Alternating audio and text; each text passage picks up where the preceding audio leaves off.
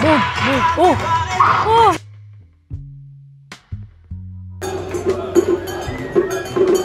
Siguro malaking factor nga din na Golden Week. Oh, ang sarap niya, babe. Kaya ka meron.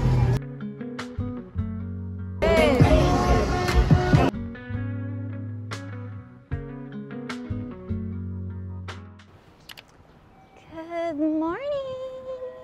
It's officially our day 2 in Japan. So chill itinerary lang tayo dito. Nagsastroll lang tayo sa Imperial Palace. And then, we're gonna explore Ginza. So ngayon, magko-coffee muna tayo. First things first. Before tayo mag-Imperial Palace. Ang ganda ng weather today. Actually, expected namin na uulan. But still, nagdala pa rin ako ng payong just to be sure. Medyo paborang weather sa amin lately, ah. Ang ganda ng weather ngayon. Alam mo, parang sa weather ngayon, pwedeng mag-ano lang, t-shirt lang, mga shorts, ganon, skirt. Kaya expected namin na weather maulan. Usually, di ba kapag umulan, mas malamig. See that clear skies? Tignan mo yung mga telephone nila, payphone. Wala nang ganyan sa atin eh. Sa kanila meron pa din yung di ganon na ano, na telephone. Insert coin na. Ngayon kasi halos lahat nasa ano na, Messenger, Viber, WhatsApp. Yun na yung means of communication. Wala na masyadong nagla-landline. Naloka nga ako nung isang beses na na-down yung Facebook. Ang dami nagpanic. Kasi mapapansin mo na halos lahat ang means of parang communication is sa Messenger. Eh, yung iba siguro hindi na nila kinukuha yung number ng mga kung sino man kausap nila doon. Kasi nga may Messenger naman, di ba? At least kahit down yung mga social media apps, pwede nyo pa rin silang makontak. Grabe. Napakalinis talaga ng kalsada nila. Wala akong masabi. Tsaka tignan mo, flat. Flat na flat yung road. Walang mga lubak. Ubad na siya ng jacket niya. Kasi mainit na. Para kami nagsasauna sa loob. We're now here at Bong & Coffee. Kaso ang haba ng pila, B. Abort mission, mga mi. Ang haba na ng pila. Ano pong meron sa kape nyo? Yan, hanggang dun sa entrance. Hindi ko sure kung dahil siguro pinapromote niya sa mga TikTok, sa mga YouTube vlogs. Malaking factor din kasi yun eh, kaya pinipilahan na siya. Actually, nakita namin to sa vlog ni David Guison. So, pwedeng isa ring factor din yun. Kasi, diba, marami nanonood kay David. Hanap na lang tayo ng ano, malapit na ibang coffee shop dito. Pero I heard, maganda talaga yung beans nila.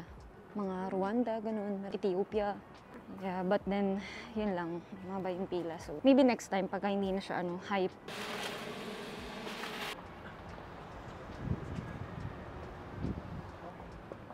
We're here at Yanaka Coffee. Dahil mahaba yung pila sa Bong & Coffee. So, try na lang natin tong Yanaka. Natry na namin to sa Tokyo Dome, pero hindi namin siya nagustuhan that time. For the second time, hindi para sa amin. Oh, I think this is the place to be. We're here at Peron Coffee. Katapat lang siya ng Yanaka Coffee. Meron silang decaf. Yung coffee nila for pour over is 700 yen. So we ordered 1 decaf and 1 Ethiopia for a total of 1.4.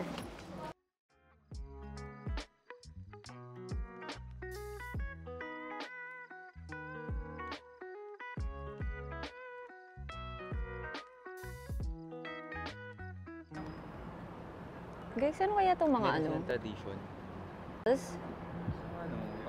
Parang ang daming nakasuot na ano. Kimono ba yan? Parang mahaba na long sleeve. Tapos may sulat sa likod. Baka naman merong ano dito, temple nearby or something. Traditional clothing. Ang hula lang namin is because of Golden Week. Kasi during Golden Week, parang they travel domestically and internationally, nag-visit sa mga families, and also they participate in some festivals or events, sabi sa Google.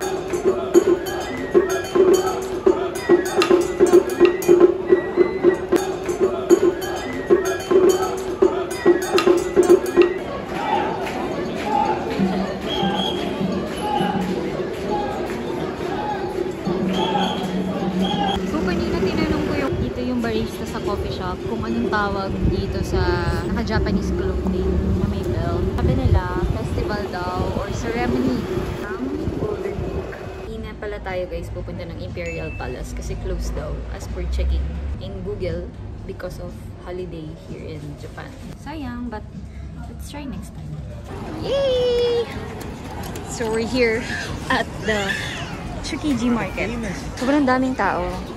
Siguro malaking factor nga din na Golden Week. Yes. Actually, medyo masaya lang sa ganito kahit na nagsasas ako kasi parang ang festive day. Oo. Ganun. Pero medyo ano nga lang.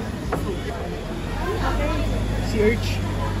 So marami mga street foods, tsaka mga maliliit na stall, pwede kayong kumain. Yung iba parang sa gilid-gilid na lang din kumakain. Walang pila dun sa itlog. Magsa-scramble na lang ako di sa bahay, tara.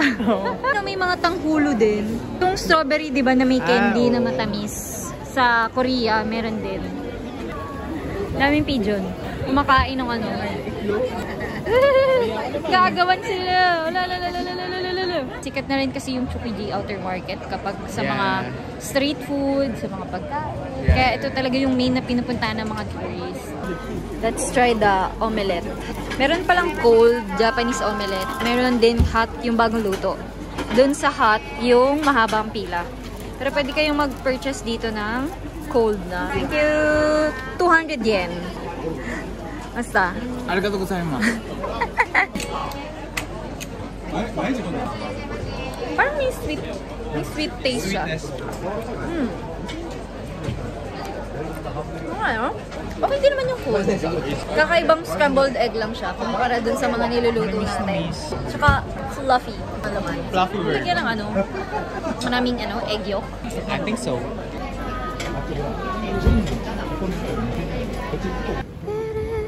Ay, may mga kainan din. Sushi, sashimi, cutlet 2,000. Parang famichiki. Kobe beef daw 100%. Kobe beef. Wagyu steak. 3,000 yen.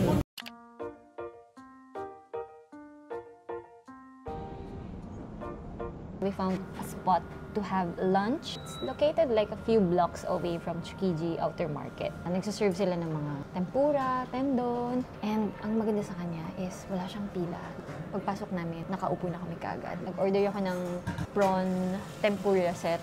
So ang total ko is 870 yen. Oh, ang sarap niya, babe! May miso soup pa. So this is what I ordered. May kasama na siyang radish yata itong isa eh. Tapos miso soup. Let's eat! In fairness, ang bilis lang ng serving niya. Parang mga 3 minutes lang or 5 minutes. Ready na siya agad. May choice pala kayo guys kung gusto niya na rice. Meron din silang udon noodles. So ako ang pinili ko is rice na lang. Kasi parang ang sarap ikanin ng tempura eh.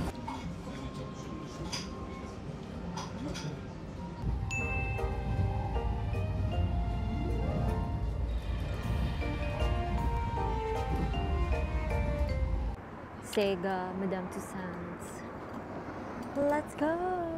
Ayun, Diversity Tokyo. Malapit din pala. Tawid lang. Sa kabilang side. Ano yun? Yung ano? Yung una mong sinabi, parang yung sa BGC, na magsascan ka ng QR, tapos pwede mong gamitin siguro around here. Pagka mahilig kayo sa mga Legos, lalo yung sa mga bata, Island Mall. Kaya nga parang Gotemba something, pero mall.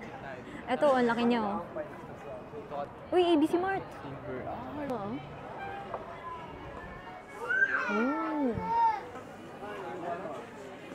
Ooh. It's running. 9,000 yen.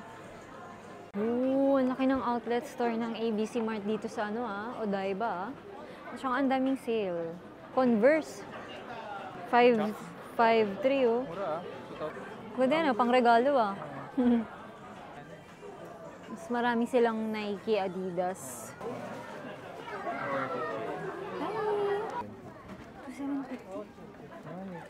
Oo nga, ba't yun Akala ko naman 750 lang. Hindi ko nakita yung 2. Ganap tayo ng iba. Oh! Ay, ang ganda naman ng view dito. Odaiba! Ay, astig! Sumasagot yung mga bata. Hi! Hello! Grabe, may show na ano. Anime. Ano ba? That's 5? Ah! Boom! Boom! Oh! Oh! Oh! Oh! May sound effects. Sabi na nanood, ang galing. Libre lang. May kwento pa. Look at that view! Ganda nga. Lalo pag pa-sunset. Magkarugtong yung Dex tsaka Aqua City o iba. Ito may mga cinemas. Saan yung mga parang department store? Ano meron dito sa Aqua City? Observation room. Hindi ko na sure. Parang mga shops lang siguro. Ano to? Parang may naglalaro. PlayStation, ganun. Yung culture talaga nila, no? Mahilig yun sa mga claw machine, yung mga games. Cute. Ano to? Parang cafe ng mga ganon? Para silip ka muna, ganon? Wow! Ang cute! Disney Store. Oh, hindi ka na pupunta ng Disneyland. Ang daming mga ano, Parada sila. festival ceremony. Ano saan tayo? US? Francis? Puta ba? Ang dami nagpipicture oh. Nakapila din. Pupunta ka pa ng US, meron pala dito. Statue of Liberty. Stig. Ang daming performance. Ay, ang cute ng bag. Parang Abaca. Festival de Camino. Latino America. Ang bango ah. Medyo nakakaakit yung amoy ah. Ooh. 40 off oh. Ay, parang pwede itong bag. Statue of Liberty! Tignan mo, kitang-kita dito di.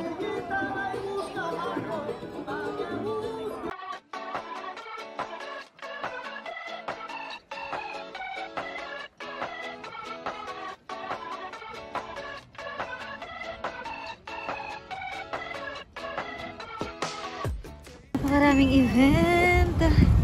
Tara, Ultra. Charing. Parang food expo. Ayun, expo. Parang may food expo. Tapos iba-ibang cuisine. Tapos may parang pa-concert pa dito. Parang dito merong concert. Concert. Tapos sa Dito tabi may food expo. Convention bazaar or something. Tapos dito may Oktoberfest. Oktoberfest. Tas Pero hindi October. Tapos kanina may Latin American na ano doon. Na parang convention na Mercato style. Bancheto. Bancheto, yeah. And Uniqlo. Ayan na, nakikita ko na. Wow! Di ko ma-imagine pag gumalaw to. Para nakakatakot. Wow! Wow!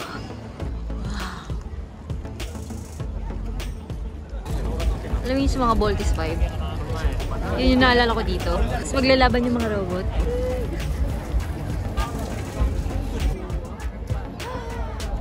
Kaya naka-ready na yung mga tao. 5 p.m. nga. 5 p.m. Oh, Transform. 4 3 times minutes. a day. So, 11 a.m., 1 p.m., 3 p.m. Ito na yung last, 5 p.m. Wow! Ready na yung mga phone nila.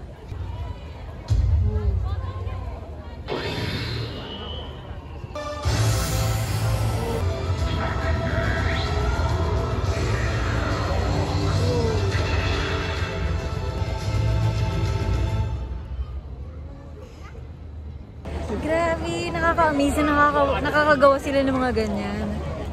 Tapos i-slash tayo lahat. Ay, gogo. Na-demonyo pala yung Gundam. Wow! Let's go! Oktoberfest na! Charing. Kamikaze. Featuring parokya ni Edgar. Charing. Tutugtog po kami yung gabi. Yung mga merch na rin. Ang daming ganap. May bayad sa picnic area. 1.5. Ano? Compress! Hey. Oh! Puro beef. Iba-ibang klase ng beef. Bumaya!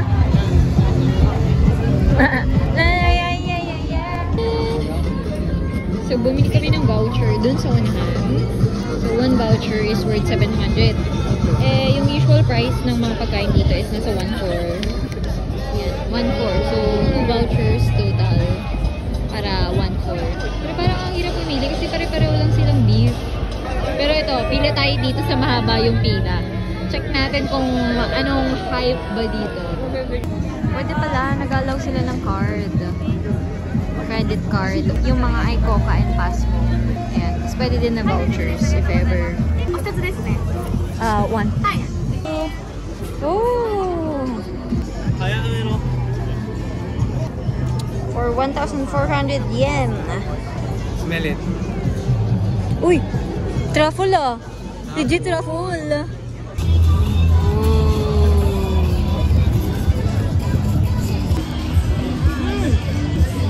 Nambot!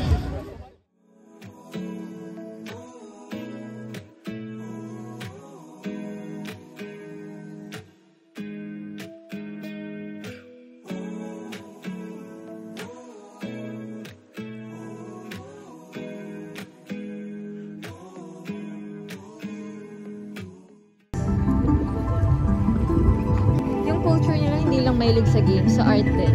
Napansin ko. Kasi dami nilang mga ano eh. Yung mga arts and museum.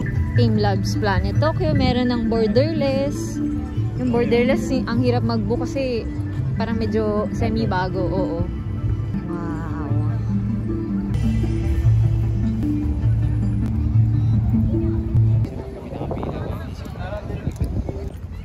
Isa sa mga activities na pwede nyo rin gawin dito. Parang go-kart. City Circuit Tokyo Bay. Ang price na is 4,000 yen. Per 7 minutes. Per 7 minutes.